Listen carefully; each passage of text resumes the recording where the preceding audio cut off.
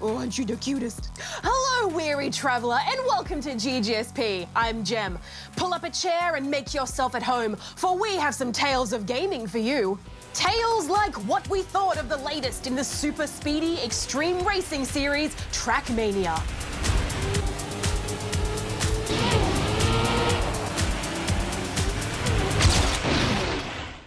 How we got our minds messed with in a puzzle game where you're stuck in a dream and perception is reality in Superliminal.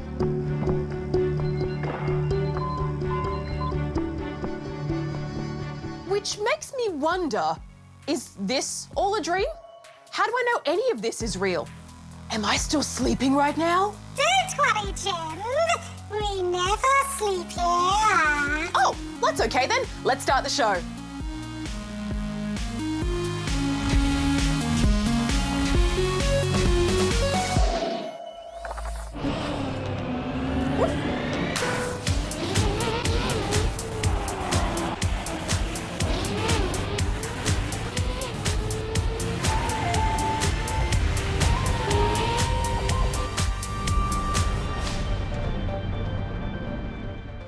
The Trackmania series has a nearly 20-year-long history of bringing fun, physics-defying driving to gamers of all ages. And now a new contestant has entered the race, simply called Trackmania, a remake of the 2008 Trackmania Nations Forever. Now, I've never been someone who's gotten that into the nitty-gritty of racing games. I much prefer to just get in, put rubber to the asphalt, and have my fun. Trackmania is exactly that kind of game. However, the phrase easy to learn, hard to master is definitely one the developers have really taken on board here. It's super easy to pick up with simple controls and a really thorough tutorial to give you a taste of what you'll experience on the big tracks. But actually nailing those tight corners, navigating the changing terrain, and bringing it all together to claim that coveted gold medal requires both a lot of practice and a lot of failures. And I mean a lot. Steady. Oh. Oh no. Oh. Yeah and no. I meant to do that. That was never gonna work. This is fine. This is fine. This is actually great.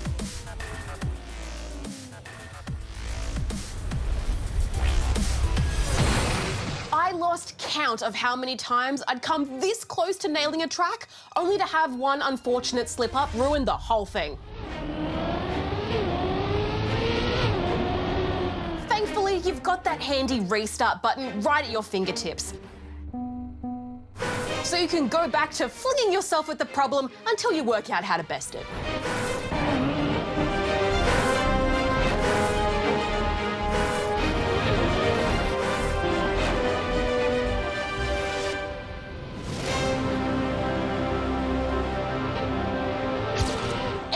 Is half the fun, working out your techniques and executing them to perfection, or sometimes just through sheer dumb luck. It's also super satisfying to see yourself be counted amongst the best in your area as you hack those precious seconds off your finishing time. The tracks themselves aren't the flashiest graphically speaking, with most taking place against very samey-looking arena or stadium-style backdrops, but they do offer up a variety of hoops to jump through, or crash into trying. Barriers stop you in your tracks. Jumps can go horribly wrong. And slippery slopes can send you spinning out into last place. It's tough, and there are definitely some races you'll be absolutely tearing your hair out, wondering how anyone could get gold. The vehicles themselves handle well, if a bit on the floaty side at times, but in this instance that didn't really bother me because I could feel that the flow of the tracks were made with this in mind. If I messed up, I knew that it was on me and I could learn to correct myself for next time. It never felt unfair or out of my control. Something as well to note is that there is a yearly subscription component to Trackmania if you want to play more than the base game, which is covered by the starter access.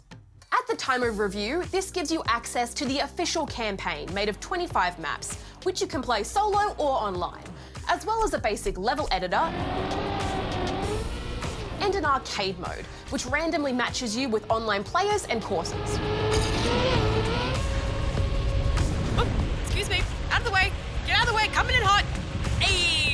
Personally, I think that's plenty of content to get your racing fill, but for those wanting more, such as the advanced level editor, accessing and creating clubs to host private events, as well as competing in the Open Grand League, you'll have to throw some money at the paywall. I'm not really a big fan of paying for a subscription, but the option is there, provided you check in with a grown-up first, as both the standard access and club access cost real money.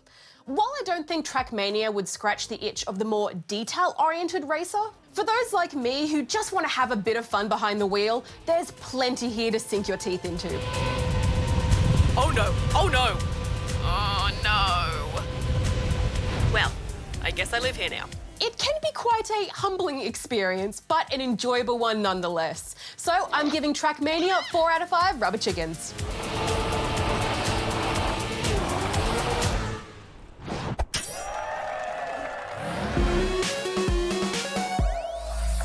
Hello and welcome to The Scoop. I'm your trusted gaming news bot, Darren, here to once again guide you through an abundance of gaming news. Starting with the news that developer Criterion Games has released 6 free games as a way to encourage players to donate to various charities. The 6 games were created in one of their recent game jams, and as such were made quickly to explore quirky and unique ideas, such as cats making bubble tea, cats riding vacuum cleaners, a monkey wandering about a house, and steaks skateboarding. Or should that be steakboarding? On to some more news now, and reports claiming AT&T, the parent company of Warner Brothers, is looking to sell its entire gaming division. These are the studios responsible for creating games in the Batman, Harry Potter, and Lord of the Rings franchises, as well as the Lego games. However, the rights to those intellectual properties would not be included in the sale.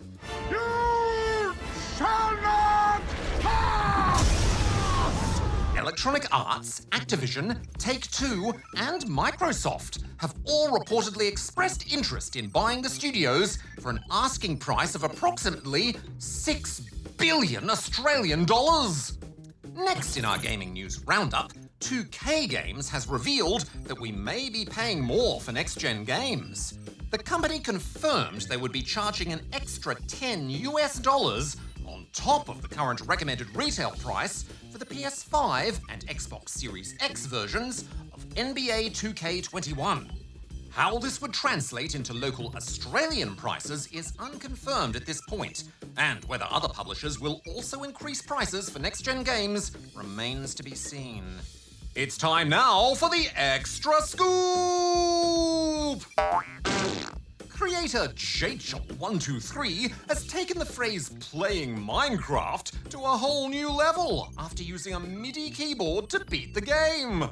The musical keyboard acted as a custom controller, which replaced the more conventional computer keyboard and mouse. It created an interesting composition. I can dig it.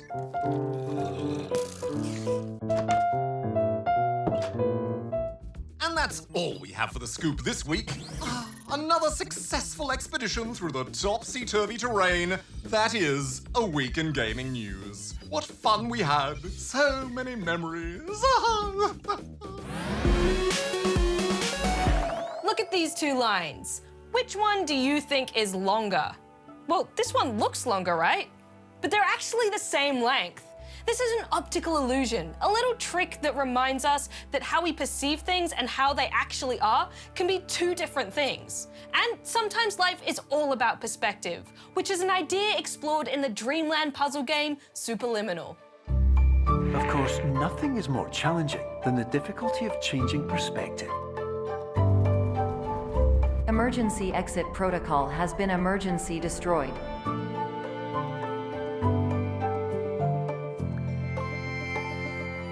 This concludes your standard orientation protocol. Goodbye. Superliminal is a puzzle game that uses forced perspective and optical illusions to make you think outside the box. Objects change size as you pick them up and put them down, depending on your perspective. For example, things closer to the camera look bigger. This cup isn't actually as big as my head. Oh, the table. This makes for some extremely delightful puzzling that feels novel and slightly unpredictable. Line it up.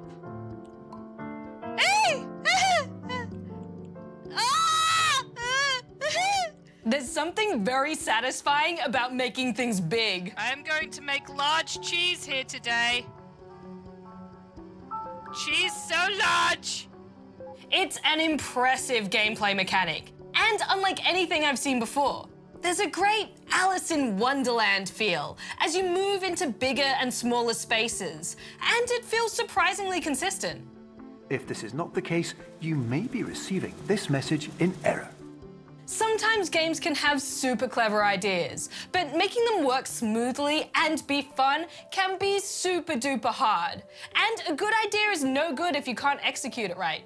But Superliminal hits the mark. Things largely work as you'd expect them to. Although I did find it a little tricky to get things the size I wanted or place them properly. Which makes sense because you're playing with perspective in a way you normally wouldn't, so it takes a second to wrap your head around. But I never got too stuck, it was just a bit fiddly. Sometimes that fiddling around is the hardest part of the game. The puzzles themselves aren't too challenging, but they're satisfying while keeping the flow of the game moving. And there's a pretty interesting story too. You play as a participant in Dr. Pierce's Somnosculpt Dream Therapy program, a place where your dreams are manipulated and studied.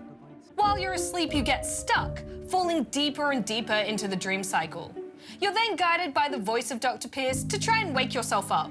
Please continue to do whatever you did most recently, and discontinue whatever you were doing immediately prior to that. It gets a little confusing at times and really philosophical towards the end. But even if you don't understand all of it, you can get the broad strokes, and it adds a nice sense of meaning to the game.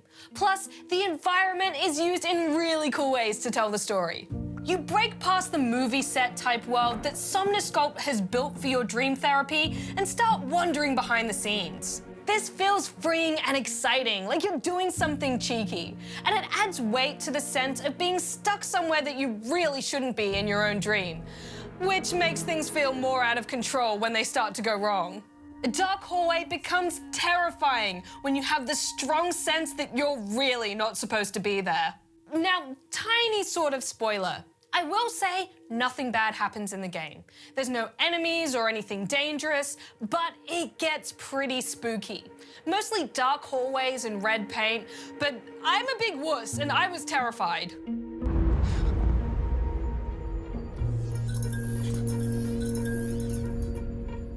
Boatmeal. Sorry, Boatmeal knocked my chair. Oh, the music's back. I feel so much more at ease. But the scares don't last too long, and before you know it, you're back to giant fruit and jumping castles. And the game has some moments of true delight. I can't remember another game in recent times that's given me this feeling. Can I grab the moon? Ah! It's super playful to just try things and explore the possibilities in this world. Maybe if I fill the room with apples. The sense of anticipation at the next unexpected twist is captivating and exciting.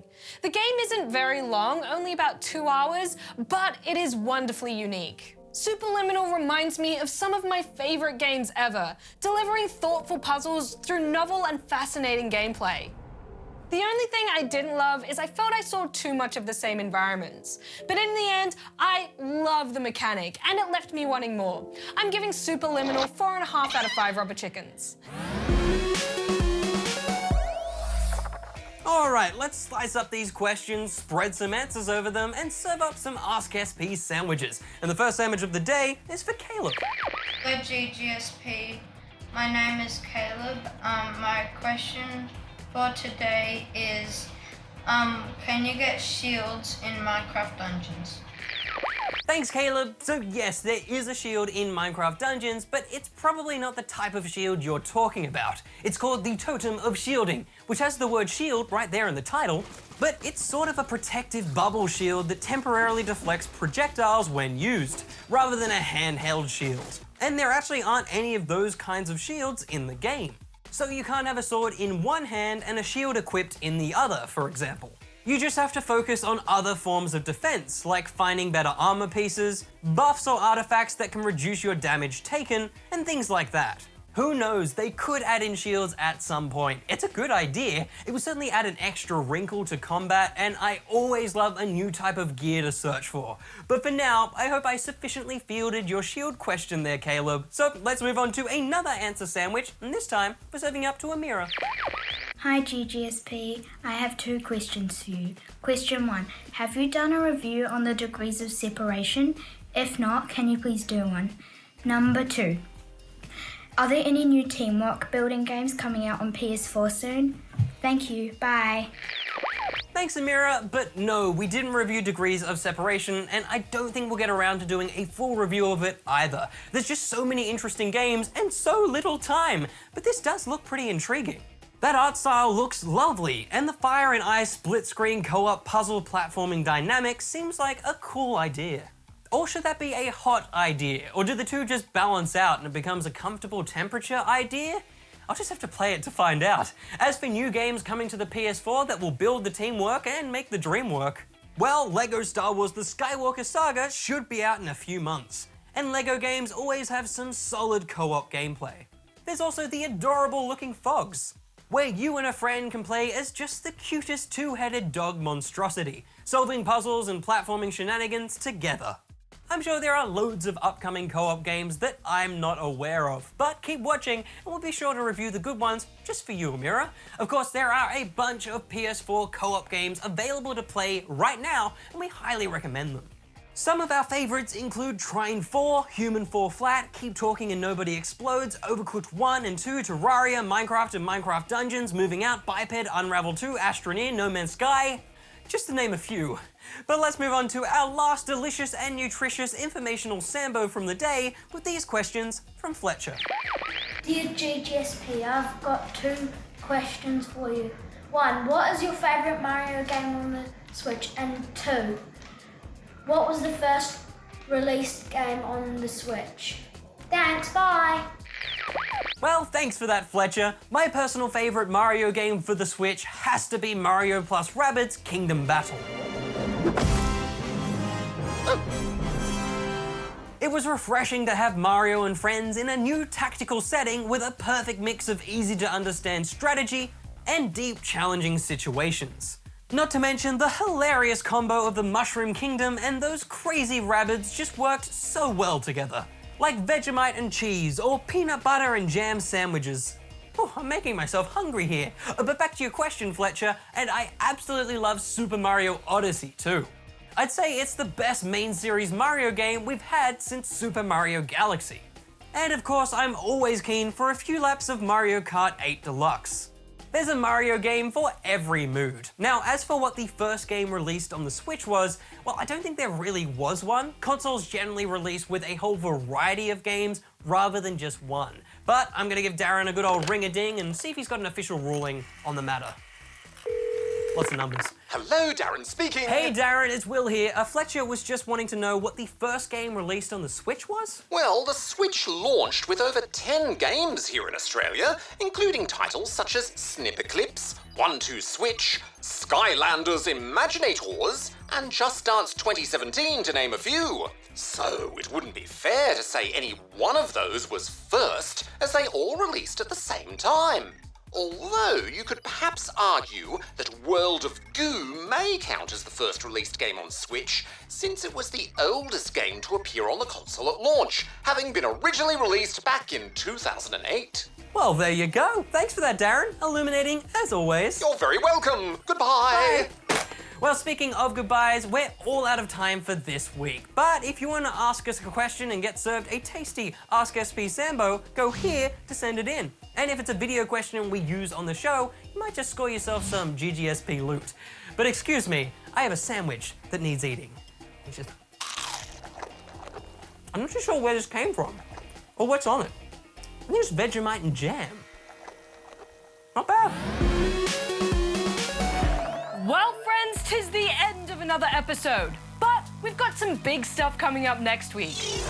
We check out a bunch of modern retro arcade classics with reviews of Shooty Skies Overdrive, Missile Command Recharged, and Mr. Driller Drill Land. Plus, we review the latest Mario game to enter the fold with Paper Mario: The Origami King.